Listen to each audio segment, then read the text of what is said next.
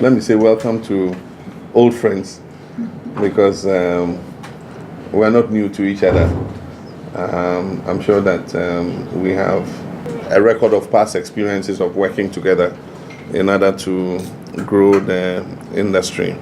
Hannah Bisu, who was the Deputy Minister in charge of livestock, worked closely with you to try to do the broiler program, I remember, and then also the issue of quotas for imported chicken in order that we could protect the market and expand our local poultry production. These are all things that we worked on together with varying degrees of success. We know what the major issues facing the industry are. Of course, the first is cost. Cost of, the various inputs that go into the poultry industry are high because a lot of the things we don't produce ourselves, we import feed, we import day-old chicks. They're able to produce them at a much cheaper cost because of production on scale than we are able to. Because if you're producing on a more massive scale, then you have a lower cost than when you're producing for a smaller scale. And so that has been one of our major problems. And well, they say do where you have comparative advantage, but poultry is so basic a protein that we cannot abandon it and say, okay, let's stop producing poultry and let foreigners produce the poultry for us, because it's become a basic staple in our country.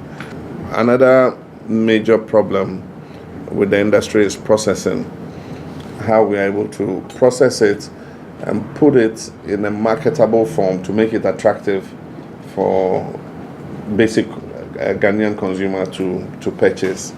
And so that's how we process it, how we package it, how we market it is another area that we need to look at. It's always been a bit of a problem.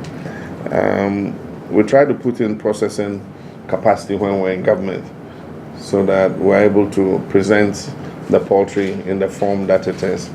Tariffs, we put up the tariffs, I remember, on imported poultry in order to make it more expensive and give our poultry the chance to compete. But in every system, there are loopholes. There are influential people who manage to misclassify their goods in order that they pay a lower, tax. They pay lower taxes and duties than they should normally pay. Recently, I've had complaints from even some of the importers that there are people who are very influential in government who are able to bring in the poultry either by misclassifying it as fish or something in order that they can pay a lower duty rate. And when that happens, they bring it on the market and are able to sell it cheaper. And once they sell it cheaper, then it undercuts the local poultry production. So we're aware of a lot of these issues that continue to plague you. Tiekoso da omanpani na pamfo ne party ni na so asese yensu poultry farmers omato nsa afre say yemra ne enu mo hia. Say the omanpani edika aka no yaye adwuma bibrebe.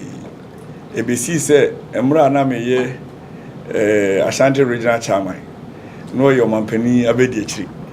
Enti mi wo pictures bibrebe mu hia na ye di poultry ho nsem mo akoma no.